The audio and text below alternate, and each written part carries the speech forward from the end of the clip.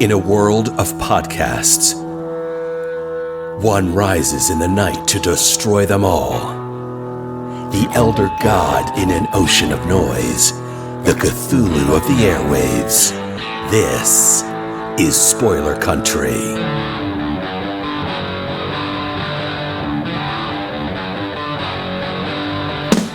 All right, guys, welcome back. Today we have a returning guest on the show. He was back on with me in December of 2018 talking about his book Lifeline. He's come back to talk about his new book out on Kickstarter now called Man-Child. Nandor, how you doing today? I'm doing great, John. Thanks for having me on, and I can't wait to talk about this new book.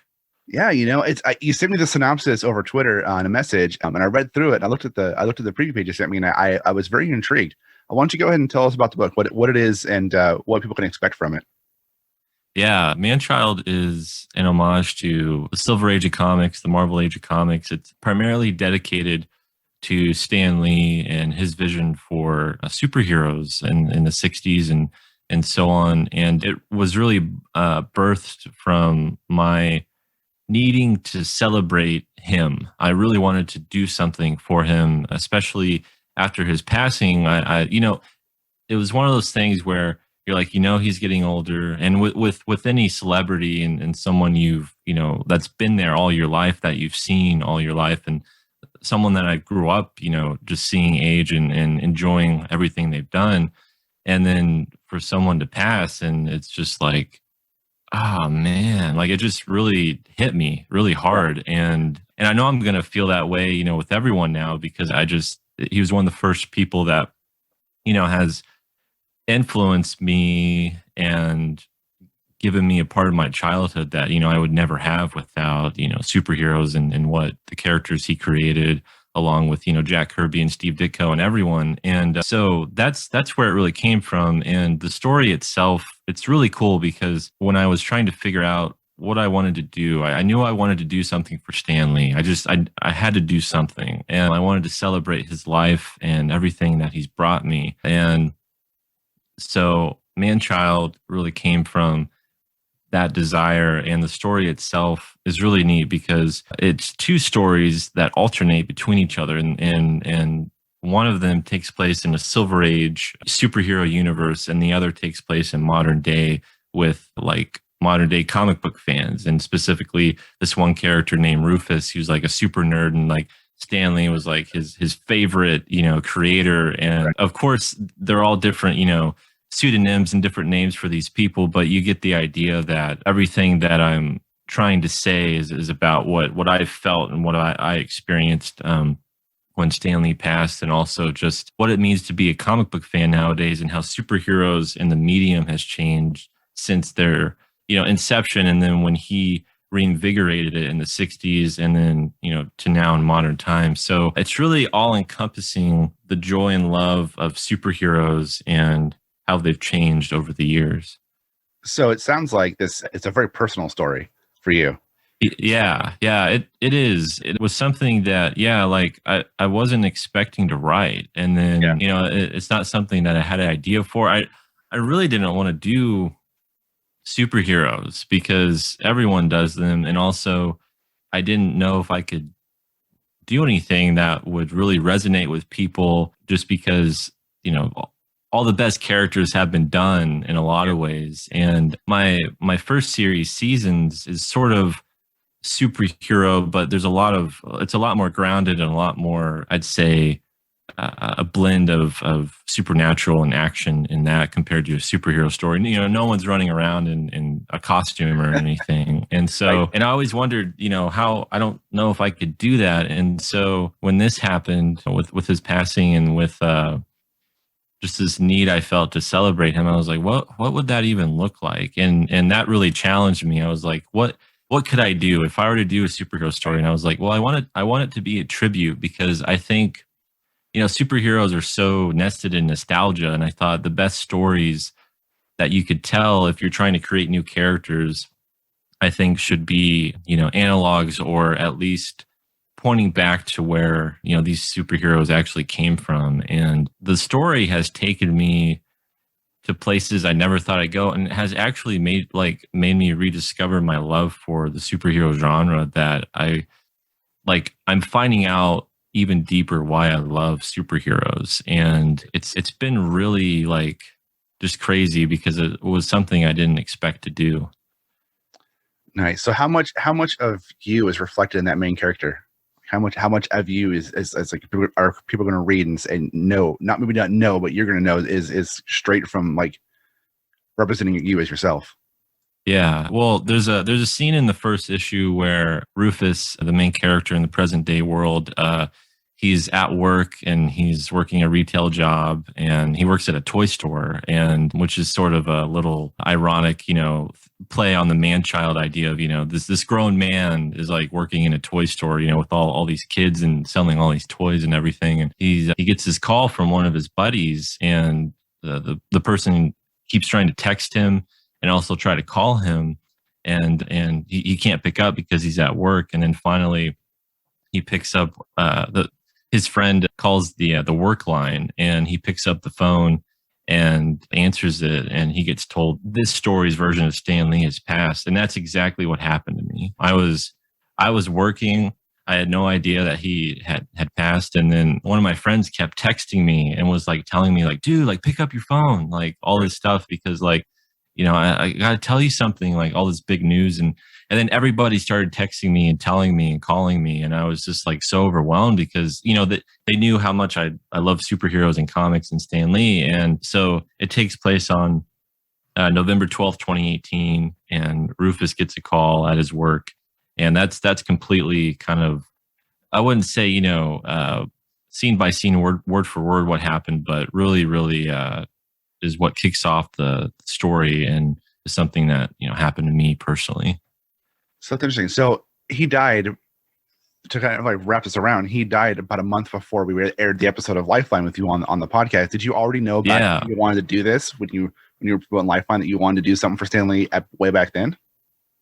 No, I didn't. I didn't at all. It was really in 2019 that I started thinking about it. And I wrote the first issue in like mid to late 2019, and I sat on it for a while. And then because I didn't know exactly what I wanted to do with it. And then I was working on seasons, of course, and other projects. And so I let it sit there, and I was also hunting for the right artist for it too. And because I really needed someone that could capture that vintage retro style. Some people just can't do it. It's not.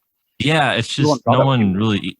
Yeah, you don't see it as often, And so I sat on it for a while, and I wrote the first issue, and I loved it. I thought, this is a great first issue, but I was like, it's nothing if I can't do anything with it, and kind of make it something, bigger. And then finally, late last year, I started writing again and getting it all figured out. And I'd been brainstorming and writing notes and stuff, but I really started scripting it hard. And so yeah, now I'm here, and I was like, I was waiting for the right time to do a campaign for it and to share it with everyone. And I feel like it's, it's been a part of my life for the last, couple years, but it's crazy that we're finally getting to this point where I can talk about it and share it with everyone. So you mentioned there about finding the right artist. How did you find someone that could capture what you wanted for this book?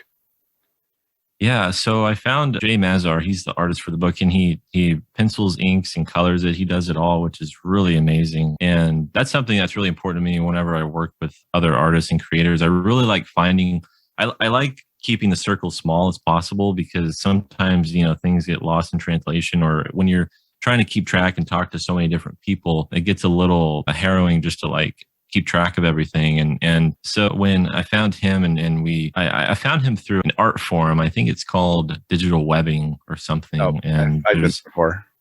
Yeah. And he had posted, he actually does more like noir stuff. And a lot of his pages were like kind of more crime based, like a Sean Phillips, a Chris Samney type of, look, black and white and very noir. But it was that captured me, because I was like, this is classic. Like this, like the way, and what really got me was the way he drew women. There's a certain style of how artists used to draw women, you know, in the 60s and 70s. They had this very, you know, old fashioned, but like wearing dresses and suits and different, you Right. know, attire and, you know, pearl necklaces and things like that. And I was like, oh, this is the guy. Like, this is just the guy. And I kept bothering him for a while and trying to like get him to agree with it because he was like, why are you choosing me? Like, I don't do a ton of superhero stuff. And I was like, well, because on his website, he has like a Black Bolt, a Spider-Man, I think a few different superhero like pinups, you know, kind of stances. And I saw those and I was just like, oh man, like I gotta, you know, keep pestering him and bothering him about it. And I remember one of his emails was like, he's like, well, since you like really believe in me and like believe in that I can do this, you know, I think it was a little encouraging to him that someone was like, you can do this. Like, I want you for this. Like, I don't see anyone else to do this. Yeah. And so, yeah, like that's how I found him. And we did some, you know, some character designs together. And that was something that was really new for me in developing a costume with someone so back and forth and making sure that it was something that he could do. And also that was, you know, classic, but still really striking for like modern audiences and nothing too gimmicky. That's been one of the hardest parts about it when creating it and making it, because there's a lot of people that love just the old stuff, you know, and then there's a lot of people that love just the new stuff or can't get into the old stuff. So like trying to bridge that has been really, really interesting. It is. It's a balance because you're not wrong that a lot of fans either like one or the other. It's few fans that find themselves actually enjoying both. I mean, there's a lot of fans out there who will buy the older comics, but they don't read them. They buy them for nostalgia, they buy them for value, they buy them for collecting, and they'll buy the newer stuff to read it. But to find the fans, like myself, I love Silver Age stories. I love Golden Age stories. Yeah. I love the Golden Age stories because it's history, right? It's you're reading a point in time where things were vastly different in this country. And then Silver Age stories are great because a lot of them are just so insane that it's like you have to laugh at them. And like, I love comparing the DC Silver Age to the Marvel Silver Age because they're so incredibly different. One of them is like so ridiculously funny, and like it seems like they were just basing their complete comic book off of somebody having an idea for a cover. That would be that would be DC. And then Marvel seems like they were attempting to, and in some ways succeeding, in some ways not, attempting to build this giant universe, but doing it like issue by issue, not like a big map. It feels like in the 60s, Marvel's like, let's create all these characters, let's bring them together, but we're going to figure it out as we go. And so sometimes it works really well, and sometimes like things get lost in it. And like, just that whole trial and error of figuring things out of that Silver Age era is what I love. And then I read modern comics too, and 80s, 90s stuff too. I read all of it, but a lot of fans find themselves. I find a lot of readers they like a certain era of comics. There's people who are just stuck in the 90s eras of comics right now, still, and don't realize the 90s is probably one of the worst eras of comics ever exist. And a lot of the creators who created the 90s will also tell you it was one of the worst eras of comics ever existed. Not because the creators were bad, but because they were pushed by marketing, not by creativity. Yeah. And so, I mean, it's cool that if you find a way to bridge that, the modern and the classic, and do it in a way that's respectful of the classical stuff, which it sounds like you're doing. I haven't read Man-Child yet, but I do look forward to reading it when it comes out. If you're successful able to do that, you've got kind of a beautiful thing in your hands right there. Yeah, I think so too. It's kind of been dawning on me the more that I've been investing my time in it and writing it and figuring out the themes and the kind of things that I want to say with it, and the beauty of looking at where this all started, you know, where superheroes and the American art form of comics started. And it's made me appreciate, you know, just so much more of the history of comics. And you know, I've been reading more Will Eisner than I ever have. I've been reading more than I ever have. And I've been reading about all these obscure characters, you know, that were created by Joe Simon and Jack Kirby in the early days of the Golden Age, and all that stuff. And I was reading more like Golden Age Batman and Wonder Woman than I ever have. You know, just so many things that I wouldn't really. Yeah. Wonder Woman, Golden Age. Yeah. Man, there's so much bondage in those books. Like so much unintentional yet intentional sexual bondage in Golden Age Wonder Woman that's like slipped through all the censors back then because nobody thought about it. But looking at it with today's eyes, you're like, man, he was into some kinky shit.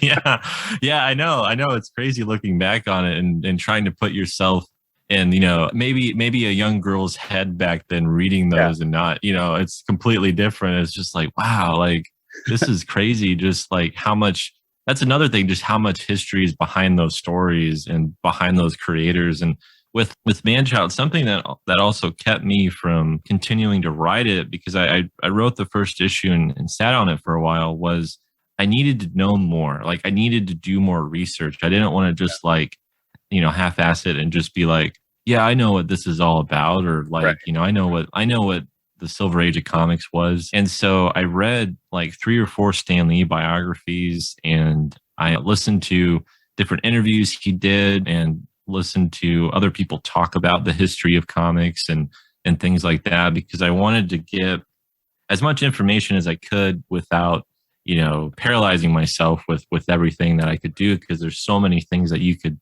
spin on and kind of do Easter eggs and riff on and stuff. But it gave me like such an appreciation for the people and the creators behind all these stories, and thinking about what really sparked the fire for me to continue the story and to write it was just the idea of a grown man like Stan Lee, who always wanted to do the great American novel. He wanted to write a novel, and he never got to do that. He wanted to write the big boy books, the adult books of like capturing, all the literacy, profession and all the people that, really want those just adult books.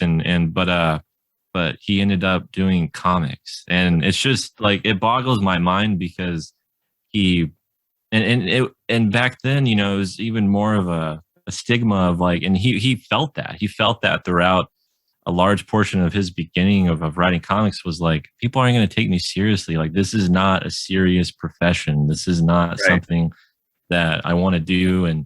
And he would say that he's like, I don't want to do this like the rest of my life. And I just think that's so interesting, and how, adults make these comics, for kids at the start, and how they've changed, and how the idea of loving these characters has changed because we've grown up with them, and they're not just for kids anymore. It's so, I don't know, the psychology behind that I find really, really fascinating, because they had no idea what they were creating, and they've created pop culture itself. It's crazy thinking about what he did and what everybody else around him did. I mean, Stanley in the industry is so young, working for his uncle's company, he was like 19 years old. Yeah, he wrote his first issue of Captain America at like, I think 19 or 20, or first story for Captain America. Then he didn't write a lot more stuff for a little while, but then he was part of the the whole resurgence of comics in the early 60s, and him and Jack Kirby basically revitalized comics that were dying out. Exactly. Yeah. Now, so you said you read a lot of interviews, or listened to a lot of interviews with him and other people. Did you ever read any of the interviews with Jack Kirby talking about Stan Lee? Yes. Yeah. Jack Kirby was not like Stan Lee.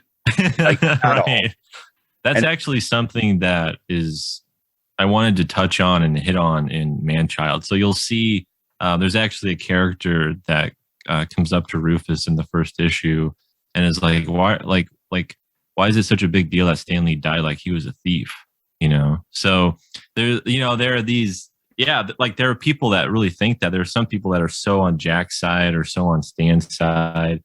And doing all this research, I found out just how much of a collaboration it was, and how there were lines, that they didn't know they were crossing because they were figuring all this stuff out together. And I actually got this book that documents all the different Stan Lee and Jack Kirby kind of interviews about each other and about their creations and stuff, and super informative and really, really interesting. And it pains me, because all the things that Jack Kirby, all the hurdles he had to go through to like get his original art back, to, be recognized, for all his work. And then how much he put of himself and the characters, with his anguish and anger at Stan Lee and with Mr. Miracle and doing, Funky Flashman and all that stuff. Like it's really interesting. It is. It's interesting. It's like, I I never picked a side on who I said is Stan Lee lying or telling the truth, or is Jack Kirby. I always fall back on the fact is they're both lying. Neither one of them is the sole creator of any of those characters. Right, exactly. Without Jack Kirby's designs, they don't exist, and without Stan Lee writing over it, they don't exist. Now, I do think one thing I do think that is true, and I've read from multiple sources on this, but about Stan Lee is that he wasn't actually so much of a writer of the comics. He was so much of an idea person that the artist would then go and take the idea, make a full issue, and then Stan Lee would write over top of it.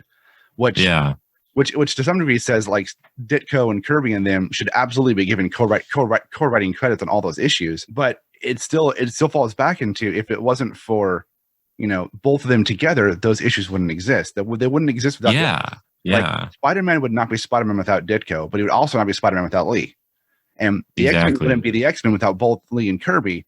Like, if you just take one of them out of it, it won't exist. The best example that I've ever seen is there's pages of Fantastic Four that exist with original pages that have, because Kirby would draw them out based off of what Stan Lee would say. Like, hey, give us an issue. I want an issue where Reed and them do this type of thing. Yeah. And then Kirby would take that and he would write out, and he would draw an issue or two or three or however many would take to tell that story or make it bigger. And he would write dialogue. He would pencil in dialogue and story notes on the back of the pages. And there's pages that exist where you can read what Kirby wrote, and then you can read what Stan Lee wrote, and they're vastly different over the same artwork. and no disrespect to Jack Kirby, but like what he wrote was like so out here that most people wouldn't understand it. It was like high fiction, high sci-fi, but not the best sci-fi from what I've read. Yeah, right. And what Stan Lee wrote was more stuff that was appealable to the mass public, right? Of comic readers. And and anybody out there who's a huge Kirby fan is going to be like, no, you're wrong. That's fine. I can be wrong. That's okay. But the best thing that kind of says that's probably what happened, and what Kirby wrote was probably not the best in terms of selling it to people. And if Stan Lee was nothing else but a great marketer, he was one of the best in the world ever to exist. Oh yeah, yeah. But if you've ever read Jack Kirby's Genesis stuff from Topps Comics before he passed, it's not good. I'll just say it's not good. Right. It's definitely not Fourth World, which was like his pinnacle of sci-fi stuff he did. But yeah, right. It's funny because like people put so much on Stan Lee, and Stan Lee did so much for the world, for comics. I know so much. But I think, honestly, from my personal opinion, I think Stan Lee's credit is misplaced. I think Stan Lee should be given credit for being the voice and the face of comics to bring it back from this brink of destruction and bring it into the popular world. I think that is way more important of his legacy than his writing and creations. Because if he wasn't there pushing people to buy comics, pushing those really shitty cartoons in the 60s, pushing the next level. I mean, and they're shitty because they are, but they're still great. And they're great in their own way, but they're also crap. They're not. They didn't. Does not stand up, and that's fine. But if those wouldn't existed, and he wouldn't have been pushing the Spider-Man TV show in the 70s and 60s, and the Hulk shows, and getting Marvel out of just being a funny book publisher and promoting all over the world and becoming this face of comics for not just comics fan, but for the world. Coming into his 70s and the 90s and his 80s and stuff when he got older, and still being this force of good for comics, we wouldn't have comics and pop culture as we do today. And I think that's a bigger legacy for Stan Lee than anything he created. Now, you can't discredit what he created in the 60s because those things are huge things. But if he had continued pushing things even after he left Marvel, we probably wouldn't have the MCU. Exactly.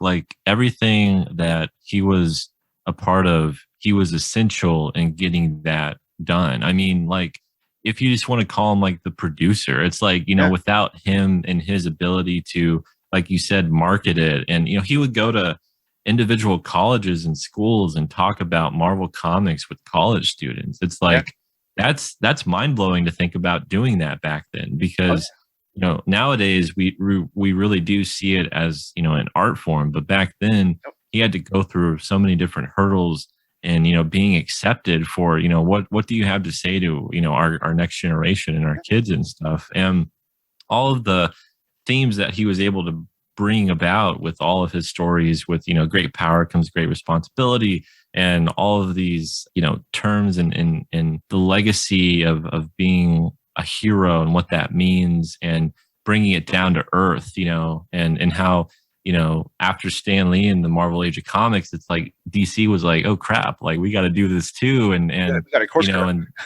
yeah, they all work, they were working off each other, which is really interesting too, and learning about that. But yeah, I was so, because that was something I've really given a lot of credit to Stan Lee growing up. Everyone talked about Stan Lee. It's like, that's just what people say. And then as I got older, I started to appreciate Kirby and Ditko and the other artists that were a part of them.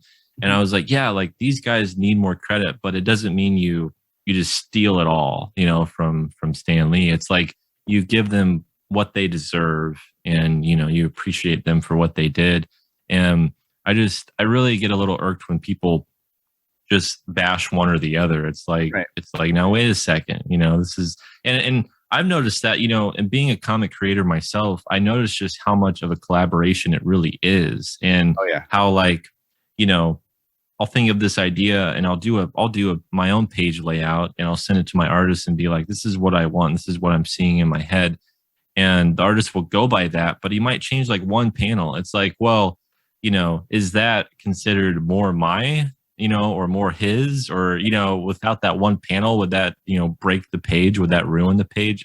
It's just, there's so many, different ways of looking at it, and you can't just, see it as black and white and go, this goes here and this goes here. It's crazy just how much of a collaborative medium it is. And a lot of people have to, understand that it's the writer and artist, and without the other, I know there's actually a Twitter thread, a trending thread that was going around on Twitter, where people were debating that, like, what's more important, the writer or the artist? And I'm just like, without each other, what are they? Like, it's not the same. I mean, a great example of that is going back to the 90s, right?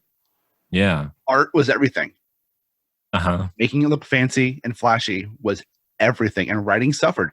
Not that there wasn't great writers in the 90s, because there are some great stories and writers that came out of the 90s, but overall in mainstream comics, what was selling was was the fancy art and the collector spurge of people thinking they could, make millions of dollars off of comic books again. But it was art was pushed. Everything was art, and you had a lot of books come out by people who, like, artists who thought they could write, right? And they could, they're amazing artists, but their writing is super subpar. Or writers, or a super amazing artist getting some writer who was cheap, and a book coming out that was, that, oh my God, this looks great, but I just can't fucking read this, and and it suffered. And the best books out there, like, I'm a firm believer in, you can have an amazingly well written book with shit art and it still be good. But if you have an amazingly drawn book with shit writing, it's still bad. Yeah. No, you're right. I've read those. Yeah, exactly. The best books are ones that you have a writer and an artist that meld together to where you don't see it. You can't. It's hard to see the divide of who did what, and they blend together as one. That's the best book to get out there. And a lot of those early Marvel books that Stan Lee did with Ditko and with Kirby and the rest of the crew there, and with Dick Ayers and all of them back in the day, is a lot of it was a huge collaboration. No matter what anybody fucking says out there, it was a giant collaboration of Stan Lee was an idea man and a producer and a marketer. The artists were the artists were like the directors, cinematographers of the book. They would take the idea and they would push it through to get all the visuals in place, and Lee would write dialogue over the top of them. And sometimes the artist would also help write dialogue too. It was a huge collaboration to make those classic, amazing stories that a lot of the stuff today is still solely based off of what they did back in the 60s. And you can't discredit either side of that coin, whether it was Lee as the writer, or the artist of Kirby or Ditko, whoever was drawing it. There's huge together. And that same formula holds true to every book today that's still good. That's good. Like, if you look at Dave Cockrum's and Chris Claremont's X-Men run, like, and the books they did with all the artists they worked with, those are amazing. The writers they worked with. And then they're amazing because of the collaboration between everybody on those books. Any good book has that collaboration. I mean, look at the 90s with Dan Jurgens and Brett Brady and Jerry Conway and that crew who did all the Superman stuff, and told what is now still one of the classic Superman stories, that Death of Superman. And everybody thought, and was it a gimmick at the time? Sure, it was a gimmick. However, it was a gimmick that was done really well. And I know people for a long time in the 90s would make fun of it, saying, especially people who weren't DC fans, Like, oh, they just killed him for sales. Well, yeah, they killed him for sales, of course, because they knew they make a lot of money off of it. However, they also didn't print a Superman book for 4 months after he died. Like, they killed him and then didn't print him in books for 4 months.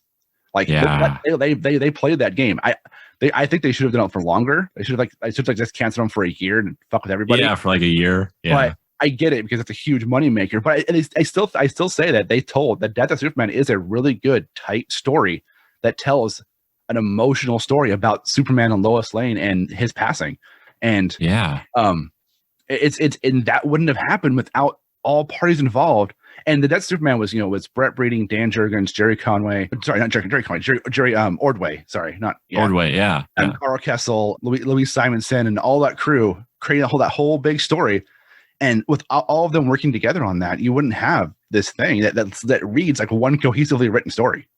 Exactly. Yeah. I think that's so true. And there are times where I'll get a page back from one of my artists and I have, a dialogue point in that for that image, but I'll edit it because I'm like, I think something needs to change with what he's saying, just with how the image is.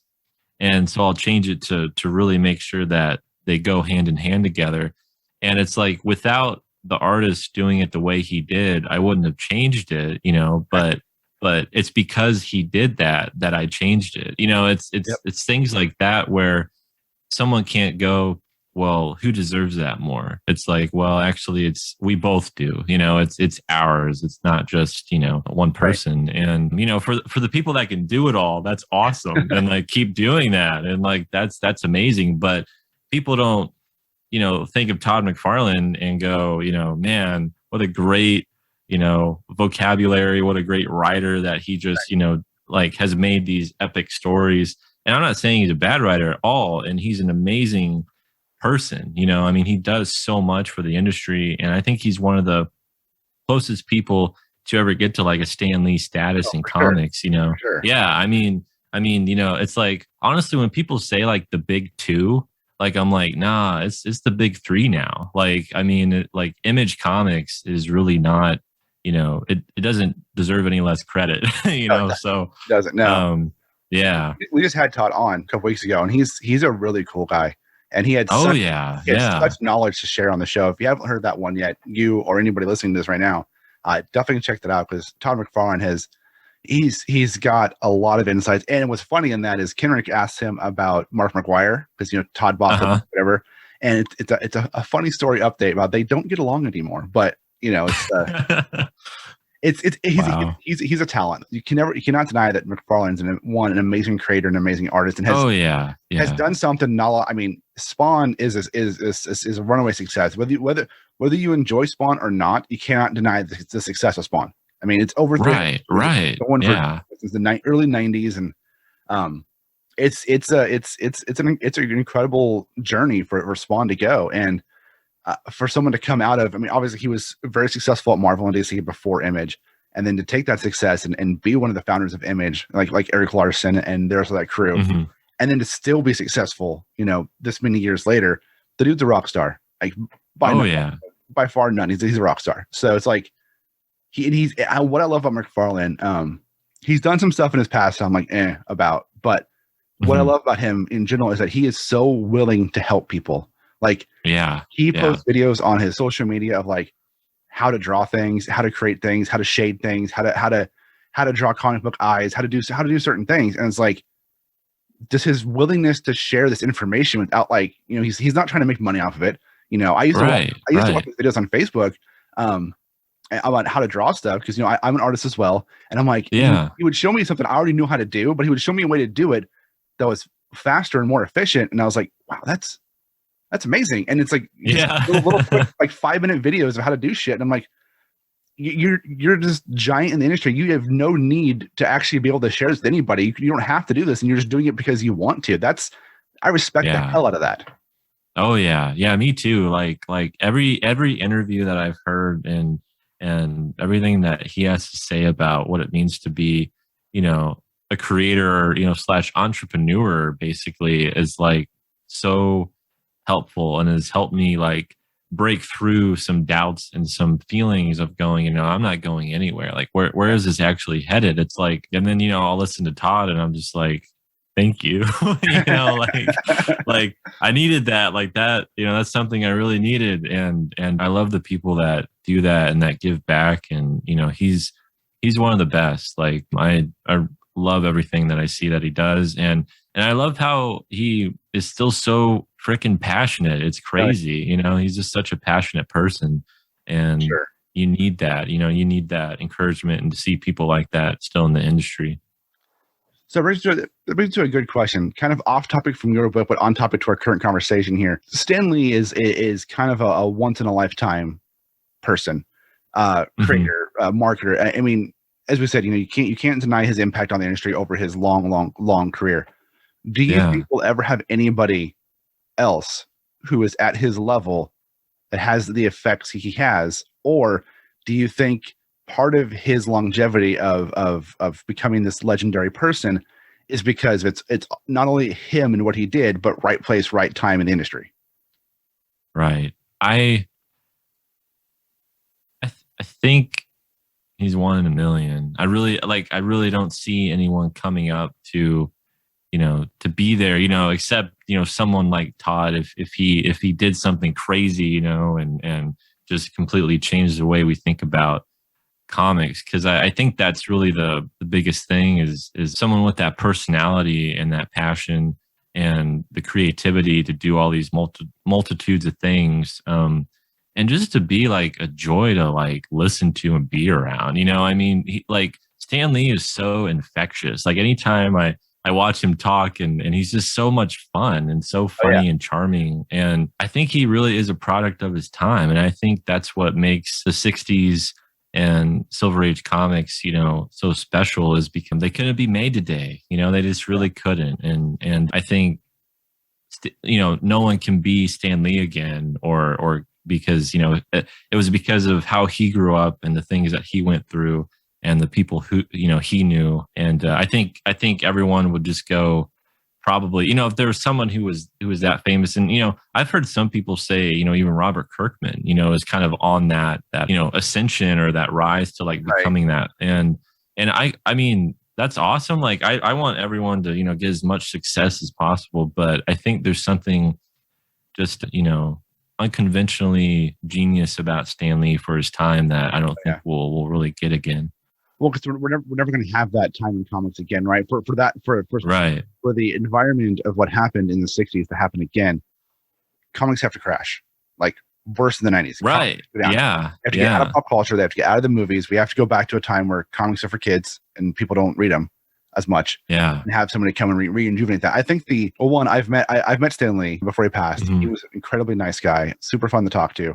And I've met Robert Kirkman, also an incredibly nice guy, super fun to talk to. Kirkman is like one of the nicest, like big name celebrities in comics I've ever met. That was just straight up down to earth and a great guy to talk to. I had drinks with him at Comic-Con for a couple times. Wow. That's super so awesome, cool. dude. Yeah. And the only person I can think of who could say is somewhat as influential as far as what's happened in comics for as Stan Lee, and he's not even in comics, but it's what he did with the movies. That'd be Kevin Feige. And gotcha. And that's if you like extrapolate out Stan Lee to comics and then Kevin Feige to superheroes in movies and TV. I think Kevin Feige is probably the only person that's on that level because of I mean, superhero movies were doing okay before the MCU. They were good. They were fun. Dark Knight was great. Some of the Batman were good, but the MCU was like, they take this thing that already exists and do it the Marvel way, which is essentially what Stan Lee did in the 60s, is do it the Marvel way, making this giant universe and kind of changing the way superhero movies and TV shows function in a way. And I mean, he's not in comics, but that's part of the pop culture of comic world. And I think he's the only one that would kind of currently fit that mold to some degree, but he's also almost like a spiritual successor. Exactly. Yeah, I get that. And I think I wish he would have more output because I love everything that he's done. And he's one of my biggest inspirations. But Scott McCloud and the way he did, in bringing comics to the next level of I think, analyzing and storytelling. And, I think he was one of those voices. Without him, I think comics too wouldn't be where they are.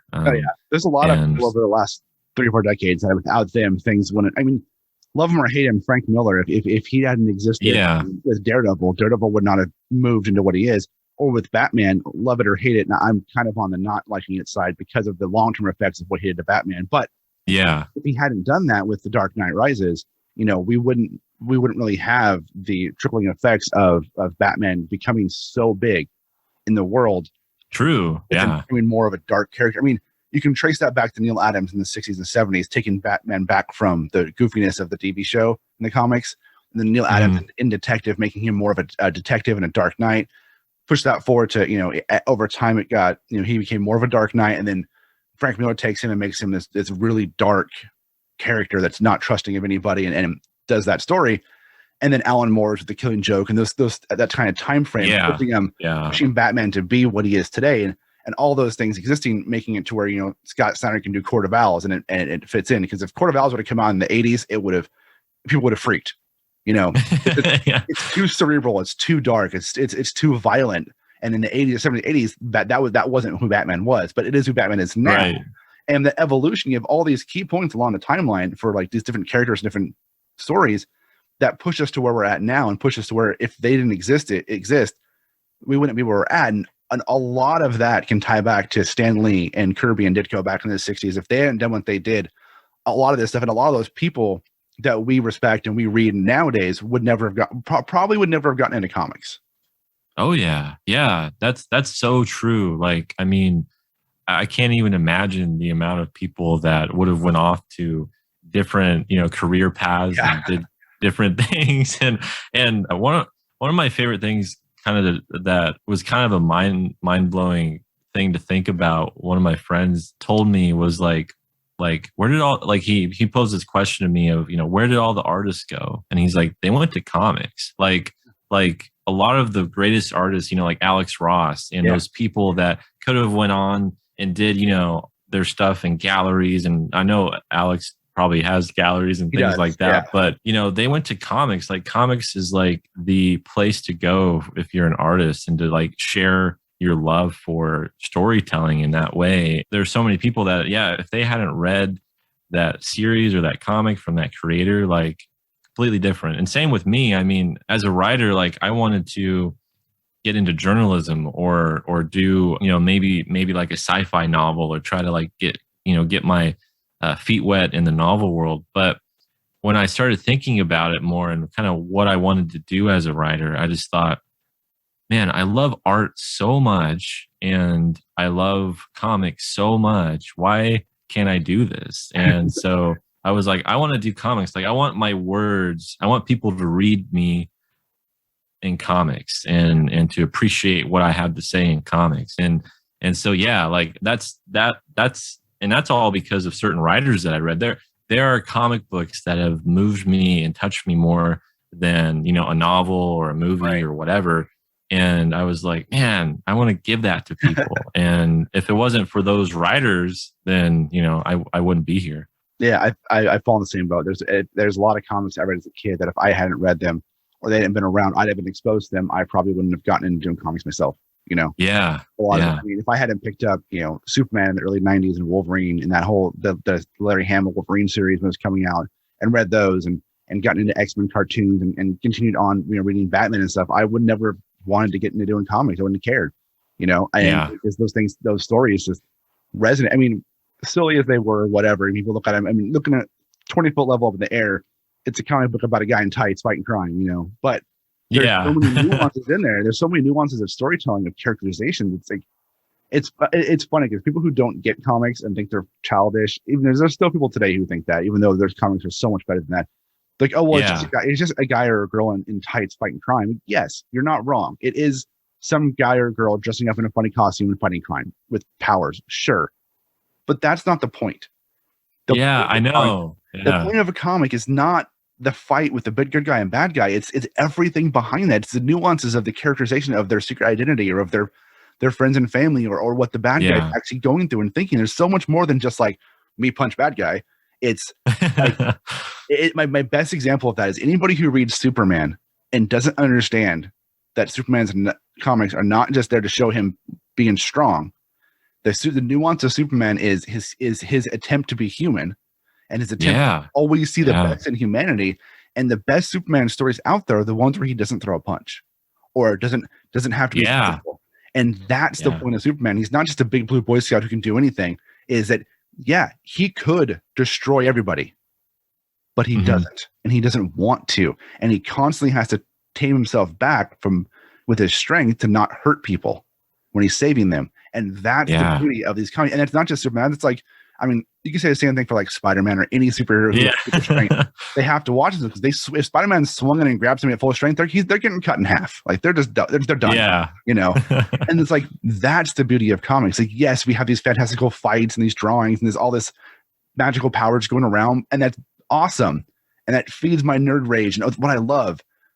But that's not why I love the comic. I love the comics because of the characters and how they build things and the emotional ties they put into things and how they connect things back and forth, and how you read a story about, you know, a good guy fighting a bad guy, but if you read the underneath of it, it's about racism or it's about sexism or it's about some social topic they're tying in there in some beautiful way that you don't realize what you're reading is something that's like commenting on social stuff. And it's like, that's comics. That's what I love about comic books. Yeah. As I've gotten older, I've found like I still love the action scenes and I still love watching the characters, you know, face their arch nemesis and stuff. But man, like life has become so much complicated as you get older. And so when you read these stories and you see those characters grow through some of the same day-to-day boring things that we all go through, the mundane things, and like those are so much more interesting to me and relate to me more, you know, it's because it's like I'm not gonna, you know, I can't web sling, you know, I don't have super strength. And so as you get older, yeah. Yeah. I always try, you know, I always try to use the force when I'm walking into, you know, a Walmart or Target and trying to like get the automatic doors to go. Right. But it never works, you know? Right. And, but then when you read a comic now, as I've gotten older and I'm just like, you know, I still love all the action and all the flair of it, but it's those human moments and those personal moments where you're like, wow, you know, like that couldn't have been told in any other way. It's crazy to see people that are so special, you know, quote unquote special, that have these abilities go through some of the same things you do. And that's what's so inspiring, because you're like, man, if they can do it, you know, I can do it. And if they are struggling when they're so special and when they have all these abilities, then, you know, that makes sense why I'm struggling too. And then like, how can I overcome that? And that's what makes superheroes just, I don't know, it's something that is only unique to them and to what they can do. And,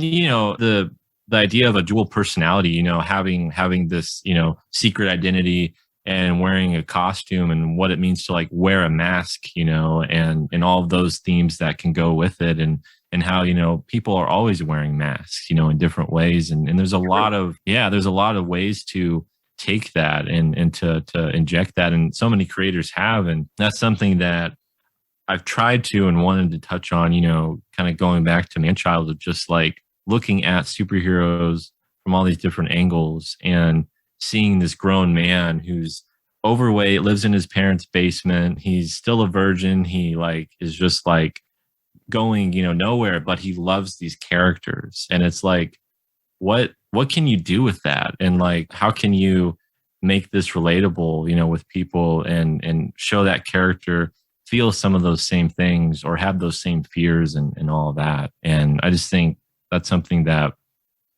Stan Lee, going back to Stan Lee and Marvel Comics, you know, specifically brought to the table. You're not wrong, and I think there's a beautiful way to bring us all back to the beginning and wrap this up, to bring back to your man-child comic. And we've had a great conversation today about anything from man-child to Stan Lee to creators and stories. And I really hope everybody out there listening and watching this on YouTube goes and checks out Man-Child on Kickstarter. There'll be links in the show notes below. Nandor, is there anywhere online people can find you that you want to plug before we go today?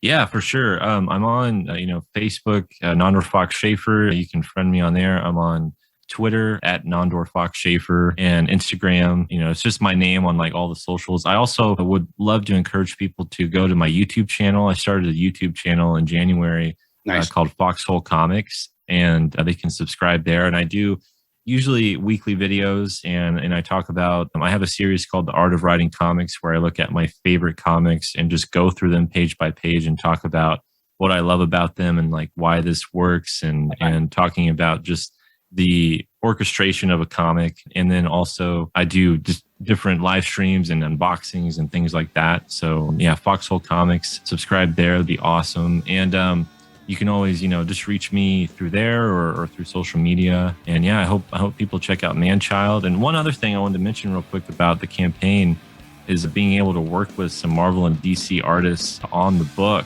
And that's been something that has been a lifelong dream of mine, to be able to work with some pros. And so for people that are looking there, they can find some really great variant covers. That is awesome. I look forward to reading this when it comes out, and I hope everybody out there listening gets their copy and reads it, because it sounds like a great read. And thank you so much for coming on again. I look forward to your next project and having you back on for that too. Thanks, John. Yeah, it's great to be here. Spaghetti! And we're back. That's right. We are back. Back in the saddle again. Well, I hope you guys really, really enjoyed that as much as we did making it for you.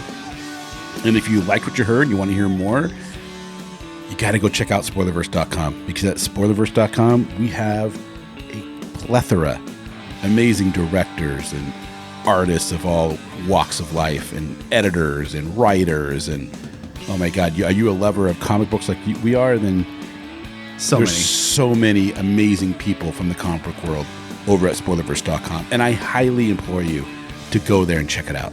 Yeah, and while you're there, you can check out all the other podcasts on our network, like Bridges and Geekdoms and Funny Book Forensics and Haphazard Adventures and Nerds from the Crypt and so many more. Misery We put out Point episodes Radio. all the time. Go check all of them out, and check out all of the reviews and previews and articles we have going up every single day for you, every day on spoilerverse.com for you to check out and to read and to love and to like and to comment. We have a store link. If you want to help support the site, you can do it two ways. One, go to our Patreon, which is patreon.com/spoilercountry, or go to our store link in the middle of the site there and get a t-shirt, a face mask, a hoodie, something, look fly as hell, and help support the site when you do that, because we get $1 or $2. And, maybe you want to talk to us. If you do, you can do it obviously on all the socials, but if you go to scpod.us/Discord, you can join our public Discord server and come chat with us all day long. I couldn't say it better myself, dude. There you go. You just mouthed out a ton of information at once, and really, I hope you guys enjoy what you're hearing, because we're working our butts off to bring it to you. We are. I guess there's only one left thing. Yeah, I'm going to go with it. There's only one left thing left to do. What's that? In an oceans of podcasts, We are Cthulhu. as Cthulhu compels you to Open the mind. and read more. Spaghetti. What's going on, everyone? Are you still looking for that perfect one-stop shop for all things pulp culture? That one place where you can hear hot takes about superheroes, Star Wars, video games, and more? Well, fear not. Bridging to Geekdoms is the place for you. A podcast that focuses on the current rumors, scoops, and controversies within the pulp culture world. Hosted exclusively on the Spoilerverse Network, you can find us on any one of your favorite podcatching apps, YouTube, and at spoilerverse.com. So don't miss out on the excitement. Find us and subscribe now.